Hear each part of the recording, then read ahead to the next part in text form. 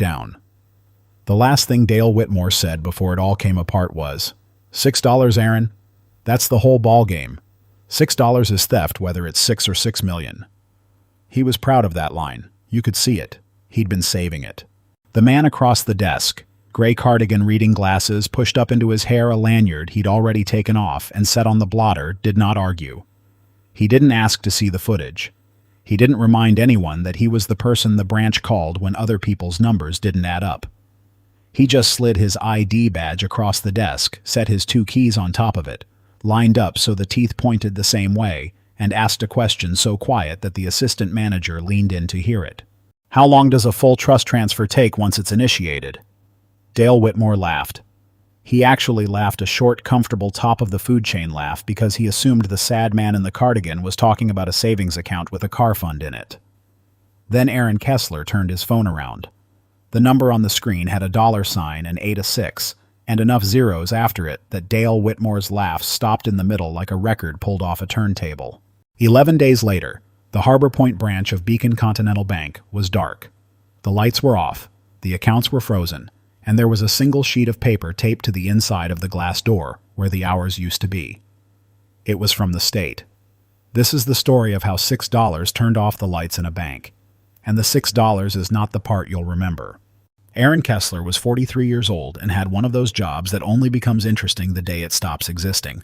His title was Reconciliation and Controls Analyst. What that meant in plain English was that Aaron was the person who made the branch's numbers agree with reality.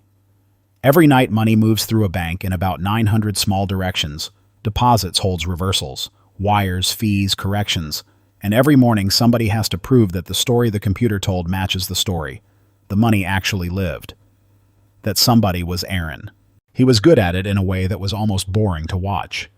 He didn't chase. He didn't guess. He found a 2-cent difference the way other people find their own front door in the dark without thinking about it because he'd done it 10,000 times. He'd been at the Harbor Point branch 9 years. Before that, he'd done the same work at a bigger bank 2 towns over. And before that, he'd been an actuary's assistant, which is a fancy way of saying he had spent his entire adult life being the guy who says, "Wait, run that again." He wore cardigans because they had pockets, and he was always cold. He drove a 15-year-old wagon with a booster seat in the back and a crack in the windshield shaped like a river. He packed his own lunch. He was by every external measure a person could apply standing in a bank lobby exactly what he appeared to be a mid-level back-office employee with a modest life and a quiet manner.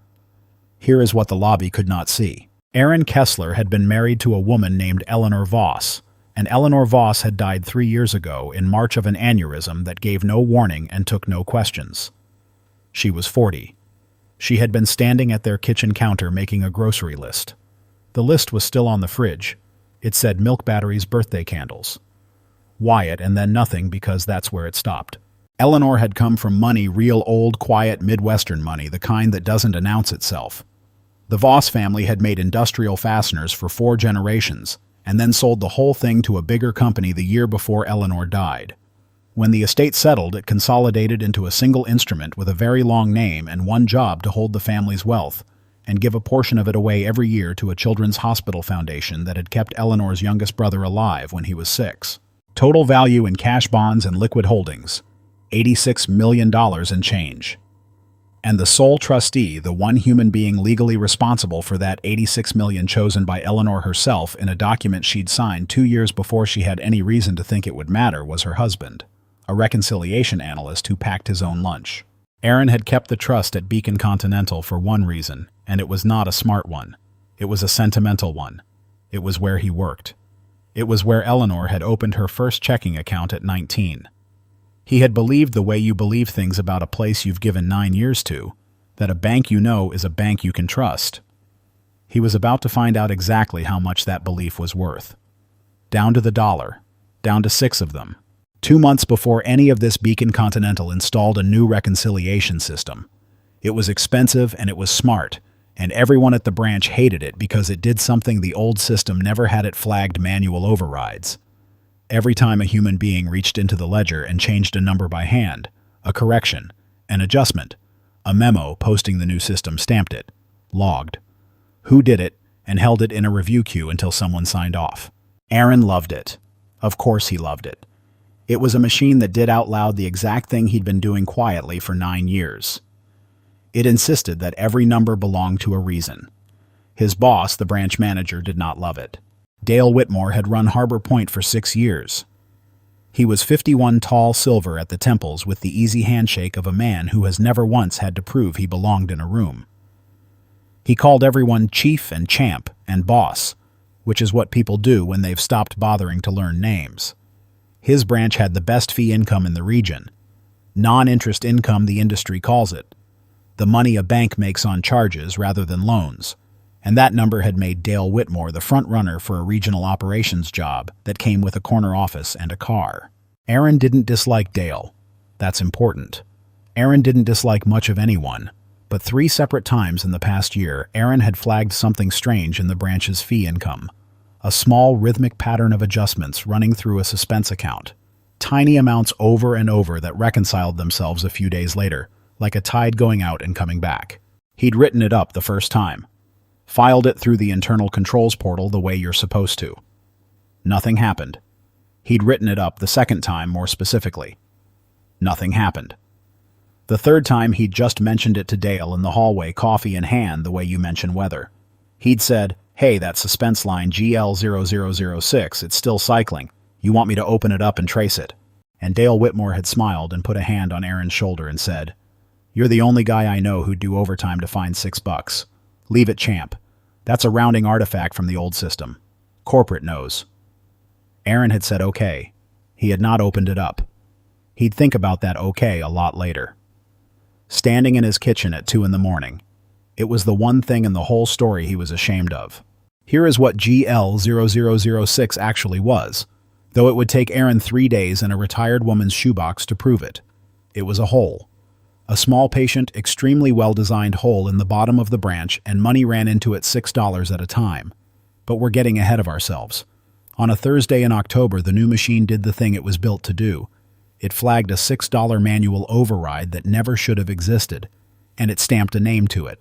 The name it stamped was Aaron Kessler's. Because whoever built the hole had gotten sloppy exactly once, had entered a seat adjustment under a borrowed login on a terminal that hadn't logged the second authentication, and the machine, not knowing any better, had assigned the orphan entry to the last analyst credential active on that station. Aaron's. $6. Under his name. 2 business days before a state banking examiner was scheduled to walk through the front door. Somebody at Harbor Point looked at that flag on Thursday afternoon and understood all at once that they had a problem with a very short fuse, and that the cleanest way to diffuse it was to make sure that when the examiner arrived, the man who understood reconciliation better than anyone in the building was already gone, already discredited already. The answer to the question instead of the person asking it. Dale Whitmore called Aaron into his office at 4:10 on Friday. The examiner was coming Monday. Aaron knew that. Everyone knew that. The whole branch had spent the week tidying files and rehearsing the calm faces you make when the state comes to look at your work. What Aaron did not know was that the meeting had a second chair in it, angled toward him, and in the second chair sat a woman he'd met exactly twice. Renata Cho, the regional director.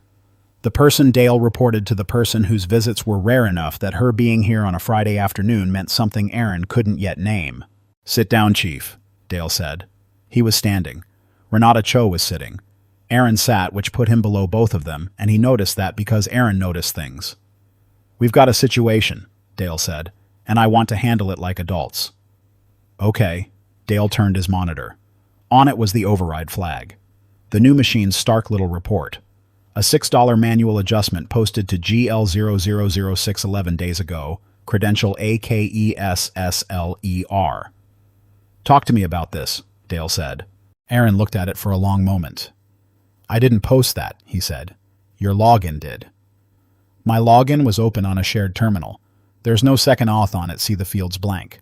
I never post without dual auth, it's the first thing in my own procedure. I wrote that procedure." He looked up. "Somebody used my session, or the machine misassigned it, which happens on unauthenticated entries, and I can show you 3 tickets where I flagged that exact, so it's the machine's fault. I'm saying the machine can't tell you who only which session. That's a known Aaron." Renata Cho spoke for the first time. Her voice was pleasant and completely without warmth, the tone of a person reading a verdict off a card. Do you have override authority on the general ledger? Yes, it's part of my... Do most employees mighty know? 3 of us in the branch do. So of the people who could have posted a manual adjustment to a suspense account under any login, she said, you're one of 3, and it's your credential on the flag. You understand how that looks to an examiner on Monday morning. And Aaron Kessler, who spent his whole life inside exactly this kind of logic, who knew precisely how a weak inference gets dressed up as a strong one, felt the floor of the conversation tilt. You're not asking me what happened, he said slowly. You're telling me what it's going to be. Nobody answered that. Which was the answer? Dale slid a folder across the desk. Aaron didn't open it. He didn't need to. He could see the shape of it through the manila, the way you can see the shape of a hammer through a grocery bag. Effective today, Dale said. We're separating you from the bank. Cause: unauthorized ledger manipulation and breach of control's integrity. He said it gently, which was somehow worse. I fought for you, champ. I want you to know that. I pushed for a suspension. Renata felt, given the timing, that we couldn't have an open question about controls sitting on the floor when the state's here. An open question about controls, Aaron repeated. That's me. I'm the open question. It's not personal. You're firing the branch's controls analyst, Aaron said, for a $6 entry with no dual auth on a shared terminal 48 hours before a state exam, and telling me it's not personal. He almost smiled. Dale, it's the most personal thing I've ever seen anybody do. You just picked the smallest possible number to hang it on so it'd sound absurd for me to fight it. Across the room at her station outside the glass, a young operations clerk named Colton Reese had stopped pretending to work. Colton was 24. He was 11 months in. He had watched Aaron Kessler make him look competent in front of auditors twice patiently, without ever making him feel small about it. He was watching now, and his mouth was slightly open, and he had words ready. And then Renata Cho glanced through the glass at him one flat second, and the words went back down his throat and sat there like a stone. Aaron stood up. He took off his lanyard and set it on the blotter. He took his 2 keys off his own ring, the branch key and the vault room key, and set them on top of the ID badge, and he lined the keys up so the teeth pointed the same direction, because a man who spends his life making things reconcile does not stop being that man, just because the room turned on him. Then he asked his question. How long does a full trust transfer take once it's initiated? Dale laughed. Everyone always laughs. That's the thing about this kind of story, the thing that makes it true even when it's invented. The powerful person always laughs first, because the whole architecture of their afternoon depends on the sad man in the cardigan being exactly as small as they decided he was. Depends on the account, Chief, Dale said, grinning generous now that it was over. You got a Christmas club you're mad about? I'll walk it down to Colton myself. No exit fee my gift. Aaron took out his phone. He opened the trustee portal. His access to the trust was personal, held in his own name as fiduciary, and had nothing to do with his employee credentials, which meant it was still very much alive. He logged in. He turned the phone around and set it on the desk facing Dale Whitmore, the same way Dale had turned his monitor a few minutes before. The office got very quiet. Renata Cho leaned forward first. Renata Cho, who dealt in 9-figure numbers for a living, understood what she was looking at half a second before Dale did, and the thing that crossed her face was not embarrassment. It was calculation. It was a regional director doing math on how bad this could get. Dale's grin was still physically on his face. It just wasn't connected to anything anymore. That account, Aaron said, has been at this branch for 3 years. It represents a meaningful share of your assets under management, Dale. I'd guess close to a quarter of what Harbor Point reports.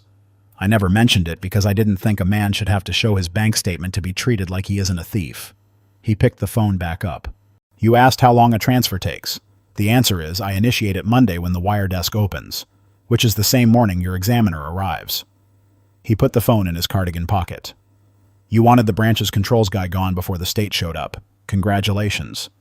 You're going to get your wish and my $86 million on the same morning, and I don't think you've thought about what those two things look like sitting next to each other on an examiner's desk.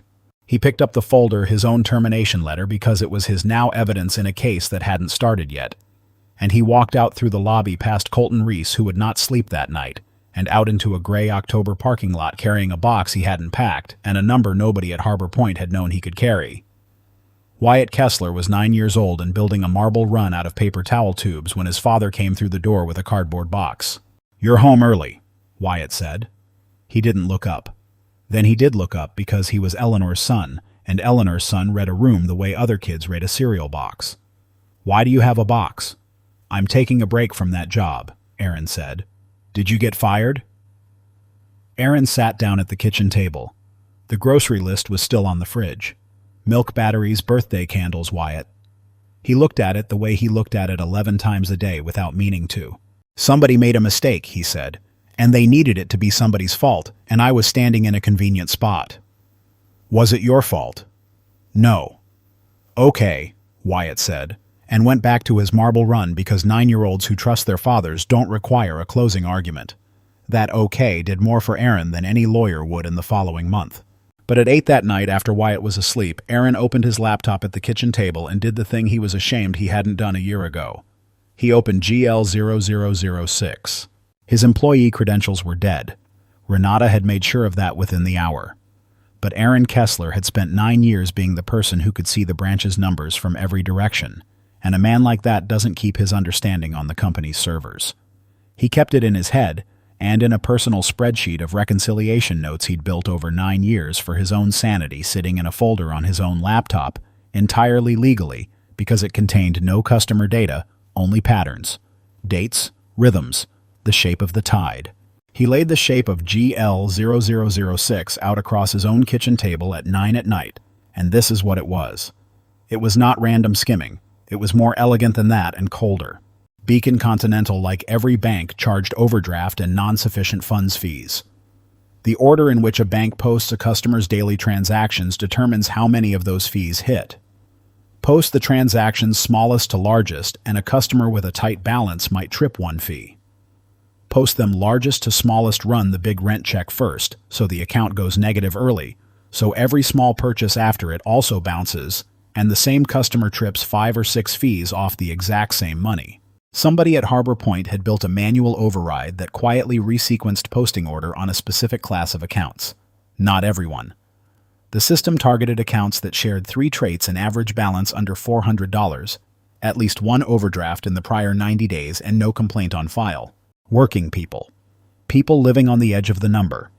People for whom $6 was not a rounding artifact but a real thing. A thing that was sometimes the difference between the tank being full enough to get to work. The resequencing generated extra fees. The extra fees flowed into non-interest income, and the seed unit the test amount used to confirm the override was still working after each software update. The little ping to see if the tripwire was live was $6. $6 was never the theft. $6 was the thermometer. It was how they checked whether anyone was watching. Nobody was. For 3 years, nobody was. Aaron ran the arithmetic he could run from his own notes, and it came out somewhere north of $4 million spread across what he estimated at 11,000 accounts, and every dollar of it had made Harbor Point the top fee income branch in the region, and every quarter of that performance had pushed Dale Whitmore closer to a corner office and had made Renata Cho's whole region look like the best-run cluster in the bank. He sat with that until midnight. Then his phone buzzed with a number he didn't know. The voice on the other end was old and female and steady in the way of people who have decided something and are no longer afraid of it. "Mr. Kessler, my name is Ruth Delacroix. I did your job before you did, for 22 years. A pause. "I heard they walked you out today. I've been waiting 3 years for them to walk somebody out who'd know what they were looking at. I have a shoebox you need to see." Ruth Delacroix had been Harbor Point's reconciliation clerk from the year the branch opened until she retired 6 months before Aaron was hired. She had never met him, but she had spent the last 2 years of her career watching GL0006 breathe, filing 3 separate memos about it, and being told each time by a younger, taller manager with an easy handshake that it was a rounding artifact from the old system. She hadn't believed it, but she'd been 63 and 18 months from her pension, and she had a sister with dementia whose care she was paying for, and so she had done the thing that she was at 81 still ashamed of. She'd printed everything. Every anomaly report, every suspense summary, every override log she could pull in her last 2 years.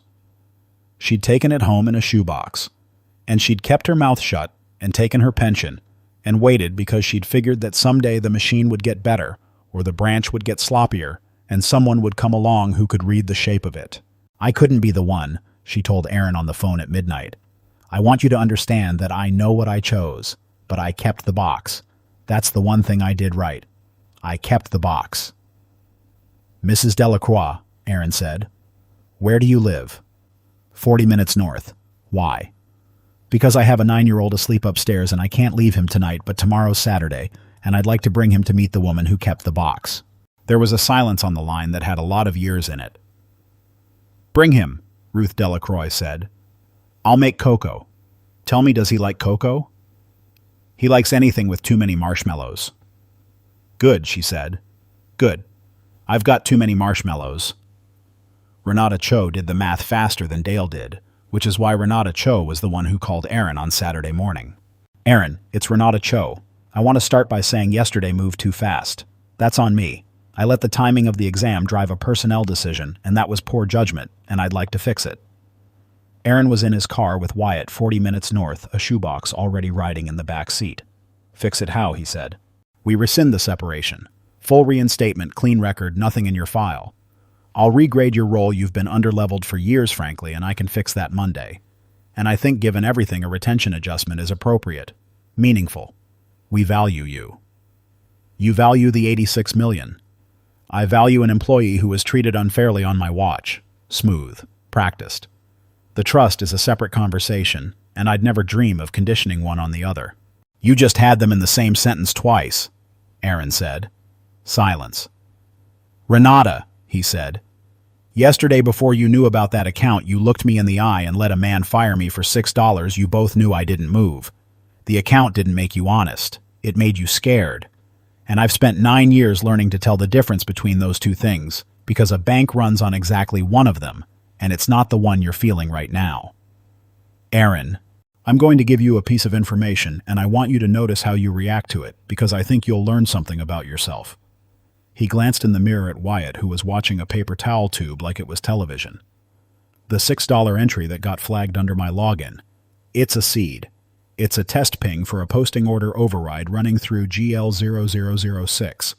It's been running 3 years, and it has resequenced transactions on roughly 11,000 of your lowest balance customers to manufacture overdraft fees you then booked as performance. The silence on the line changed temperature. Aaron had learned to hear that. It was the specific silence of a person who is not surprised, of a person who already knew the words posting order and GL0006, and had been hoping very much that he didn't. You knew, he said quietly. You didn't know I'd found it, but you knew what it was. I don't know what you're talking about, Renata Cho said and hung up. And in the space where a confused person would have said what override an honest person would have said, my God, are you serious? And a guilty person said nothing at all. Aaron Kessler heard everything he needed to hear. He looked in the mirror. Bud, he said, how do you feel about a woman named Ruth who has too many marshmallows? Is she nice? I think she might be one of the bravest people either of us ever meets. Does brave mean marshmallows? Today, Aaron said brave means marshmallows. A trust transfer request of $86 million does not sit quietly. When Aaron initiated it Monday morning from a coffee shop on his phone with a children's hospital charity as a copied beneficiary and a fiduciary's COM, it did exactly what large numbers do inside a small bank. It set off an escalation flag, and the flag climbed, and by Monday afternoon it had climbed all the way to the one desk at Beacon Continental, where it could not be quietly turned off. Warren Ellison had been chief executive of Beacon Continental for 9 years. He was 58. Beacon was not a giant. It was a state-chartered bank with 40-some branches.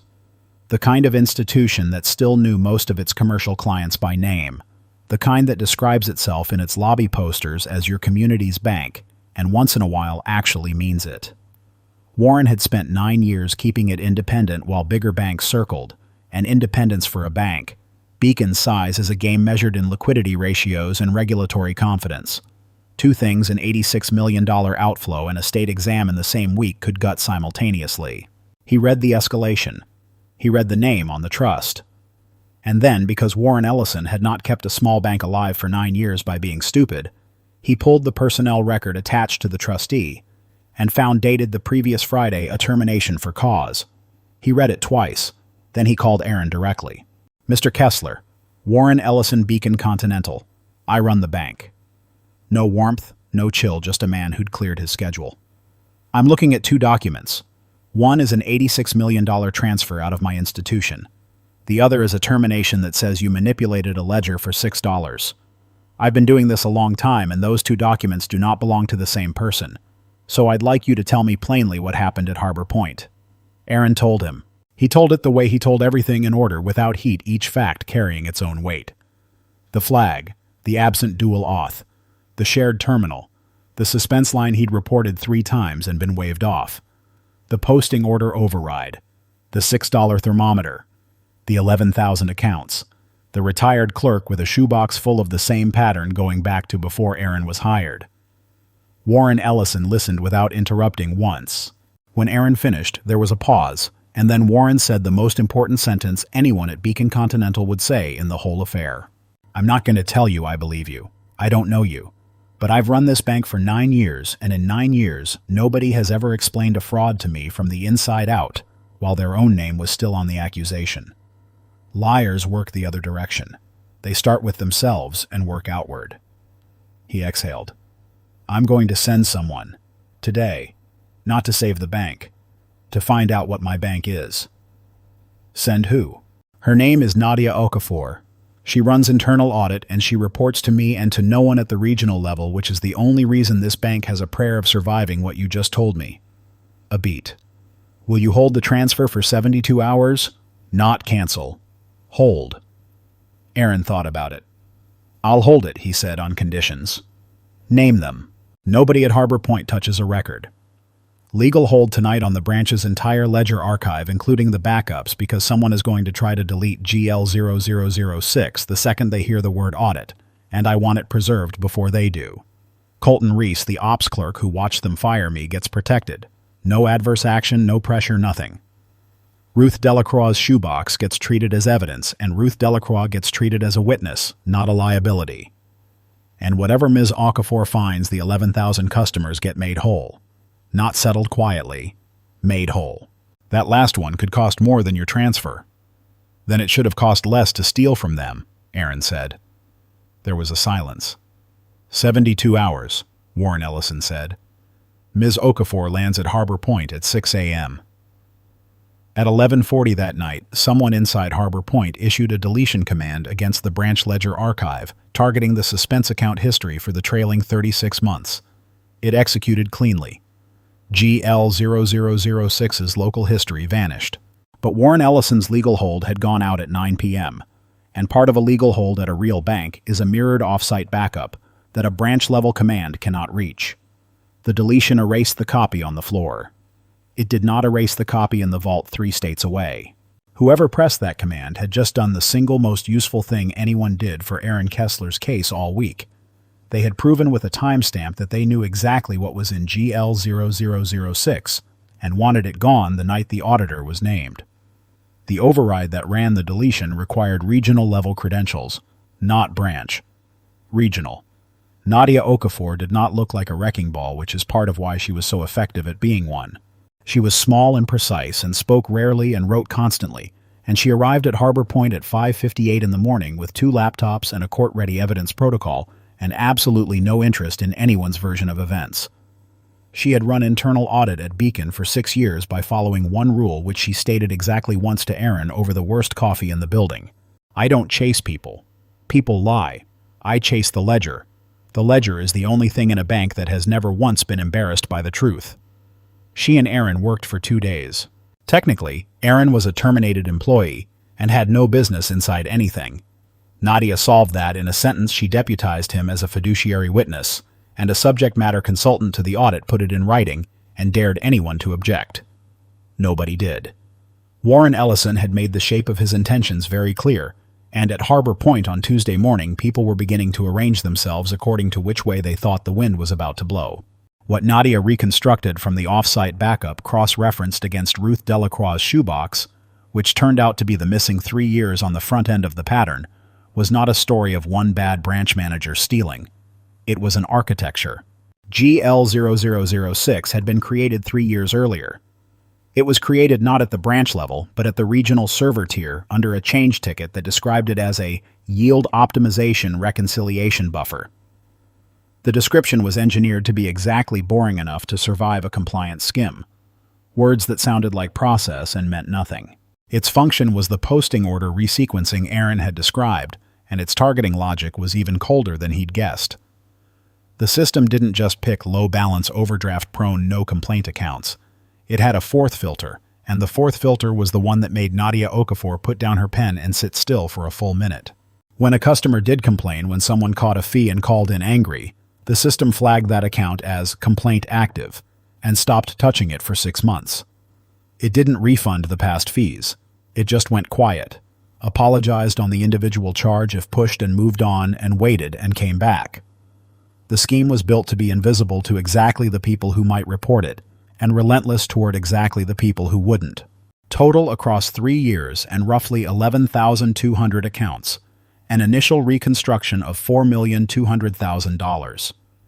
That money had flowed up through Harbor Point's non-interest income, which made Dale Whitmore a star, which made Renata Cho's region the model cluster, which generated bonuses and evaluations, and a promotion track for a branch manager and a regional director, who had both on the record been briefed by Aaron Kessler's own filed reports, and had both on the record held those reports at the branch level, so they never climbed to a desk like Nadia's. Aaron had flagged it 3 times. 3 times it had died in Dale Whitmore's inbox. And the Friday the machine finally accidentally stamped it with a name, Dale and Renata had understood one thing with perfect clarity. If Aaron Kessler was still in the building, still curious, still credentialed, still capable. When the state examiner arrived on Monday, he would trace the $6 seed straight into GL0006, and the whole architecture would come down. So they'd tried to make him the architecture instead. It was Nadia observed dryly, closing her laptop on Tuesday night. The single dumbest smart plan I have ever audited. They framed the one man in the building who could read the frame. Colton Reese called Aaron on Wednesday morning. He had not slept in 5 days, and it was in his voice. He said he wanted to talk to whoever was official and he wanted to tell the truth, and he was scared because Renata Cho had put a statement in front of him on Monday afternoon, a statement Colton was supposed to sign describing Aaron's history of unauthorized ledger access, and Colton had not signed it, and he'd been moved to a back-office desk with no customer contact, ever since, which everybody in banking knows is the hallway they put you in before they walk you out. She told me the $6 needs a responsible party, Colton said, and if it's not you, it's the ops clerk whose terminal it posted from. That's me, Aaron. It posted from my station. My login was open when somebody used yours. I don't even understand how, but she made it sound like, Colton, stop, breathe. Aaron's voice was the same voice he'd used to make this kid look competent in front of auditors a year ago. You didn't do anything. Your open session is proof the seed was posted by someone borrowing credentials because you were at lunch and I was in a meeting, and the log knows both of those things. You're not the responsible party. You're the alibi. For both of us. I'm the what? Call Nadia Okafor. Tell her exactly what you told me, that Cho put a statement in front of you that you refused, that they moved you to the back. All of it. A beat. Colton, the job you're scared of losing already stopped being the job you thought it was 3 years before you got here. The only thing you actually have left to protect is your name. Protect that. Colton called Nadia Okafor at 9:15. By noon, the statement Renata Cho had drafted for him to sign was itself the evidence a regional director in writing coaching, a coerced statement against a terminated whistleblower during an active audit. Nadia added it to the file with the particular satisfaction of an auditor who has just been handed the thing she would otherwise have had to prove. Renata Cho made her move Thursday morning, and it was the move that experienced operators make when the ground is going, and they've decided the only thing left to save is themselves. She submitted a memorandum to Warren Ellison's office. It framed GL0006 as a rogue initiative, an unauthorized local optimization that Dale Whitmore had built and run at the branch level without regional knowledge or approval. She attached email threads. The threads were detailed, internally consistent, and dated in a way that put the entire origin of the scheme inside Harbor Point, with Renata cast as the concerned regional director who'd caught it. The threads were fabricated. Nadia Okafor identified this in under 5 hours because fabricated email threads have to be reconstructed, and reconstruction leaves fingerprints in the metadata that the visible text never shows. The server logs at the regional tier told a different story than the printed threads did, and the change ticket that created GL00063 years earlier had been authored from a regional workstation under a login that was not Dale Whitmore's. It was Renata Cho's. Dale Whitmore found out about Renata's memo the way you'd expect a man like Dale to find out, not through a conversation, but by noticing that no one from the regional office was returning his calls. He'd spent 6 years being loyal to Renata Cho. He'd held Aaron's reports at the branch level because she'd told him to. He'd fired a single father over $6 because she'd sat in his office and made it feel like the mature, controlled, protect the institution thing to do. And now his own regional director had drafted a document that made the whole 3-year architecture his idea alone at the branch, and had signed it, and had sent it up the chain toward the one desk that decided who Beacon Continental threw overboard. Dale Whitmore had built his entire adult identity on being the kind of man who belonged in the room. And on Thursday afternoon he learned all at once what the room had actually thought of him, which is that he was a surface you could write on. He called Aaron, not Nadia, not Warren. Aaron, the man he'd fired 6 days earlier. "I need to meet with you," Dale said. His voice had lost all its champ and chief. "Somewhere that isn't the bank." They met at a diner off the highway, the kind with laminated menus and a coffee pot that never stops. Dale looked like he'd aged a decade in a week. He had a manila envelope. He set it on the table between them and did not let go of it for a moment. "She's going to make it me," he said. "All of it. She built the thing. She wrote the ticket. I ran it. I know I ran it. I'm not telling you I'm clean. But she built it, and she's writing it. So it was me, and I found out because I've got 26 months of emails where she walks me through exactly how to hold your reports at the branch, exactly how to describe GL0006, if anyone asked exactly what to say the day the machine flagged your login." He pushed the envelope an inch toward Aaron. "It's all in here. The originals, not reconstructions. The real threads with the real headers off my personal archive." Aaron looked at the envelope. He didn't touch it. "Why me?" he said. "You could take this to Okafor, to Ellison, to the state. Why the guy you fired?" Dale Whitmore was quiet for a long moment. "Because I need to hand it to somebody who will actually read all 11,000 names," he said finally. "Ellison wants to save the bank. Okafor wants a clean file. The state wants a scalp. You're the only one in this whole thing who's been talking about the customers like they're real people the entire time, and I—" His voice caught, and he was clearly as surprised by that as Aaron was. "My branch did that to 11,000 people who lived on the edge of the number. I sat in the top fee income branch in the region for 3 years, and I told myself it was because we ran a tight ship. It was because we ran a tide. $6 at a time from people who couldn't afford $6. He let go of the envelope. "I don't get to be forgiven for that," Dale said. "I know that. But I get to be the one who handed it to the guy who'd read the names. That's the only thing left that I get to choose." Aaron took the envelope. Inside was 26 months of correspondence, and the last item dated 11 months earlier was a payment authorization, a consulting fee of $900,000, routed through a vendor shell that provided no identifiable service approved with a signature that belonged not to Renata Cho and not to Dale Whitmore, but to a member of Beacon Continental's board. The tide had gone all the way to the top. Here is the part that gives the title its meaning. Because a man withdrawing $86 million does not by itself shut down a bank. What shut down the bank was everything the $86 million made visible on its way out the door. Nadia Okafor delivered her findings to Warren Ellison on Friday, 6 days after Aaron Kessler set his keys on a blotter. Warren Ellison had a choice, and it was the same choice every executive in every one of these stories has, and most of them get it wrong. He could contain it.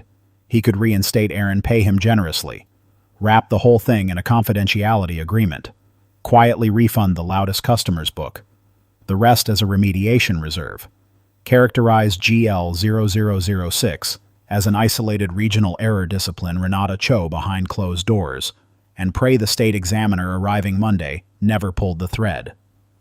Small banks survive on regulatory confidence. Self-reporting a 3-year, $4 million, 11,000 victim scheme with a board member's signature on a shell payment was in the cold arithmetic of institutional survival close to suicidal, Warren Ellison self-reported. He did it Monday morning before the examiner sat down in a written disclosure to the state banking authority that laid out the architecture of GL0006, named it, quantified it, and committed the bank to full reimbursement of all affected accounts. He did it, he told his board in a meeting, several of them never forgave him for, because a bank that needs a fraud to hit its numbers is not a bank I'm interested in saving, and if that's what we are, the state should shut us down because that's the state's job. The state did something close to that. The banking authority issued a cease and desist against the branch's fee operations within 72 hours.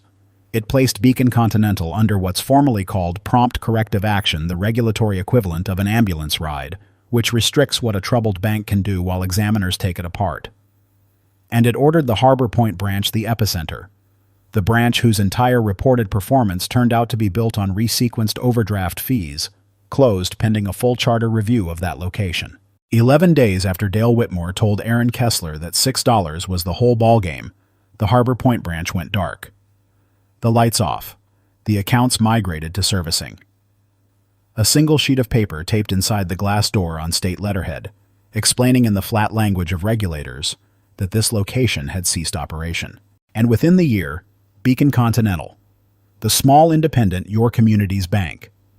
Beacon Continental could not carry the reimbursements, the penalties, the legal costs, and the collapse in regulatory confidence all at once. It was absorbed into a larger institution in a state-supervised transaction.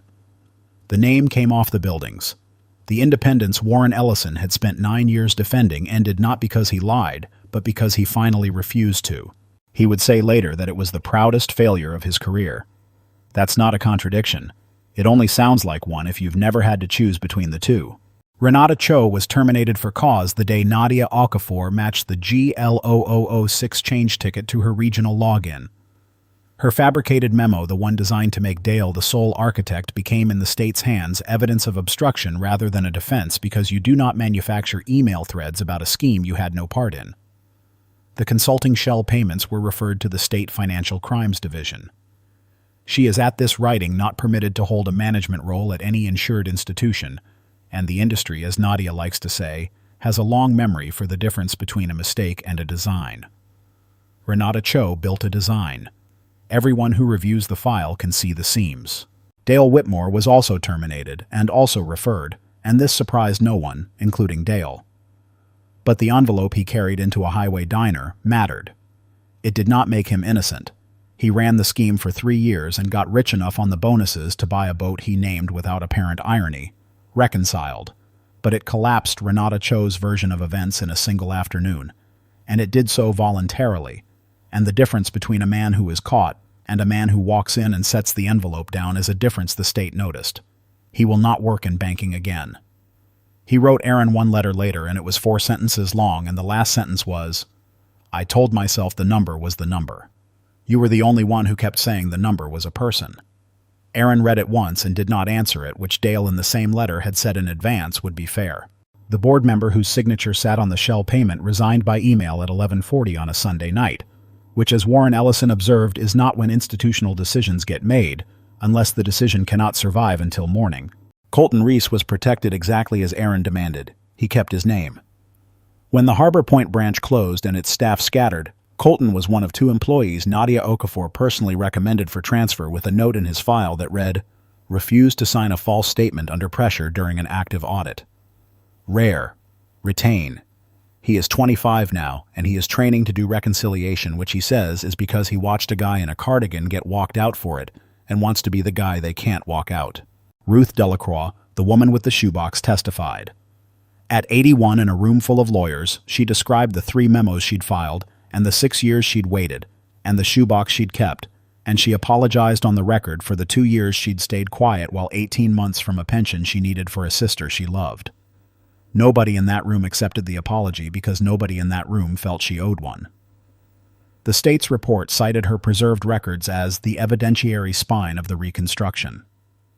Aaron brought Wyatt to visit her twice more before she passed the following spring. There were both times too many marshmallows. Nadia Okafor was named to lead a new independent audit authority in the acquiring bank, reporting to the board rather than through any regional layer the exact structural fix that would have caught GL00063 years and $4 million earlier. She kept one souvenir from Harbor Point, a printout of the $6 override flag, the one stamped with Aaron's name. She has it on her office wall. Under it she wrote one word. The word is thermometer. Warren Ellison did not survive as a CEO, and did survive as a person, which he has said more than once in the small speaking career he now has, are not the same ledger and should never be reconciled against each other. He does not describe the self-report as brave. He describes it as the first honest number I'd booked in a year, and honest numbers cost what they cost. The 11,200 customers were made whole. All of them. It took the acquiring bank 14 months, and it cost more than Aaron Kessler's entire trust transfer, which was, as Aaron had told Warren Ellison on the phone that first night, rather the point.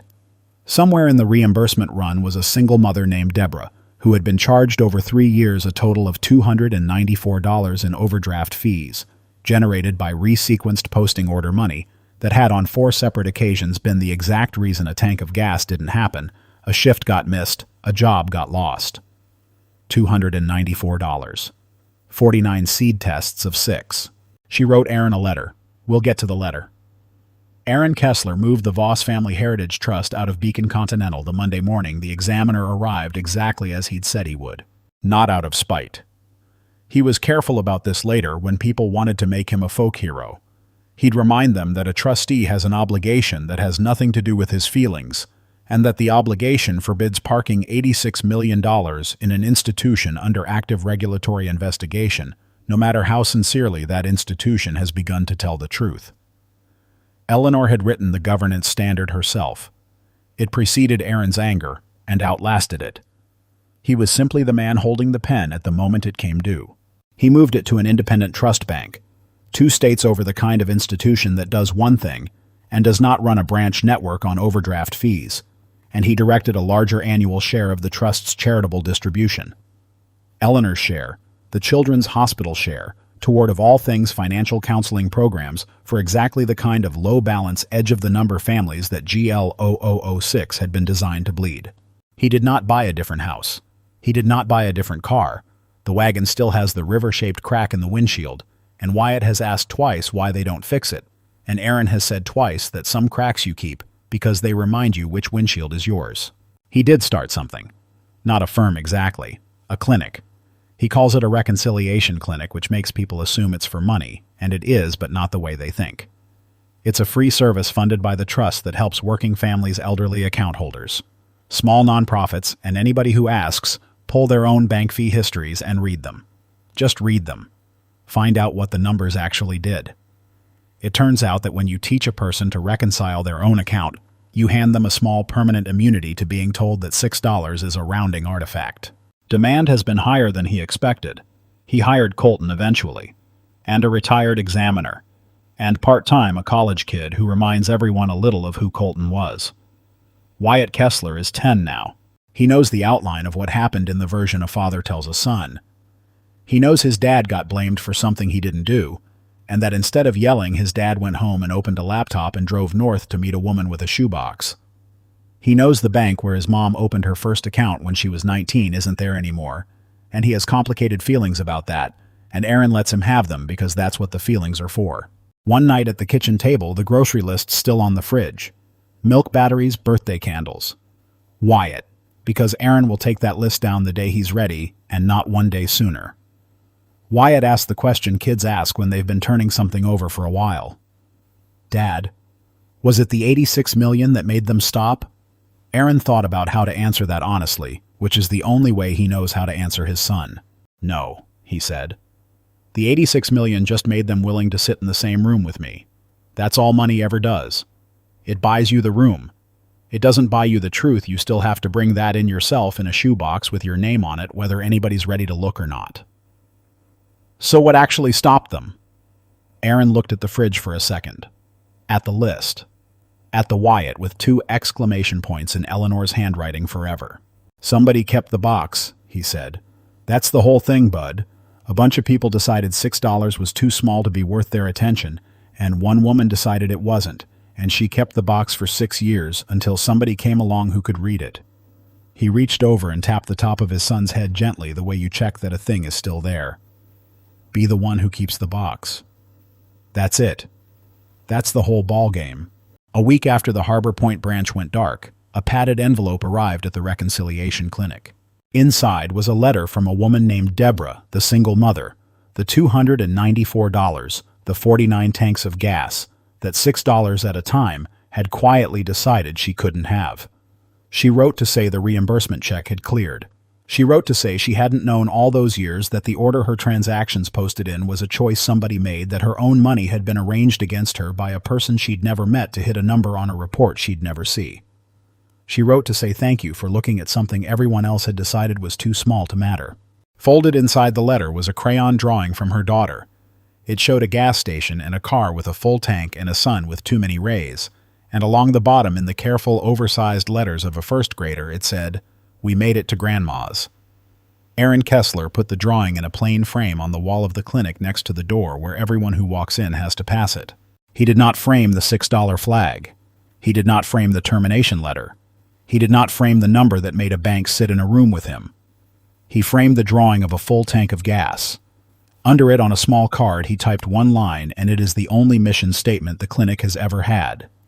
Every number is somebody's tank of gas. All right. Let's be honest with each other the way Aaron would want. Aaron Kessler isn't real. Neither is Dale Whitmore or the woman with the shoebox or the branch on Harbor Point that went dark with a state letter taped to the glass. But GL0006 is real. Not by that name. By 1,000 names. Banks have paid billions with a B in real settlements over real posting order resequencing, real fee harvesting off the lowest balance customers. Real schemes built on the exact principle at the center of this story, that if you take a small enough amount from people who are watched closely enough by nobody, you can do it for years. The $6 is invented. The design is not. Somebody right now is running a version of it, and it works for the same reason it always works, because $6 sounds too small to fight about, and the people it's aimed at are the people with the least room to fight. So here's what I actually want to leave you with. The villain in this story was never really Dale Whitmore, and it wasn't even Renata Cho. Those two just ran the machine. The real villain was the idea that a number can be too small to be a person, that $6 is a rounding artifact, that 11,000 accounts is a fee line, that the tank of gas is a data point. Aaron beat it with exactly one thing, and it wasn't the 86 million. It was a woman who refused to agree that $6 was too small to keep a box for. So let me ask you, if your bank quietly took $6 from you, an amount too small to notice, too small to call about, too small to fight, would you catch it? Would you keep the box? Or would you decide, like almost everyone does, that it's not worth your afternoon? Be honest. Tell me down in the comments. I read them. And if you've ever looked at your own statement and felt that little flicker of wait, run that again type, run that again below and go see how many people are down there with you. It's going to be more than you think. It always is. If this one landed, hit like so it reaches the next person who's about to be told their $6 don't matter, and subscribe. There's a new one every week. Take care of each other out there. And keep the box.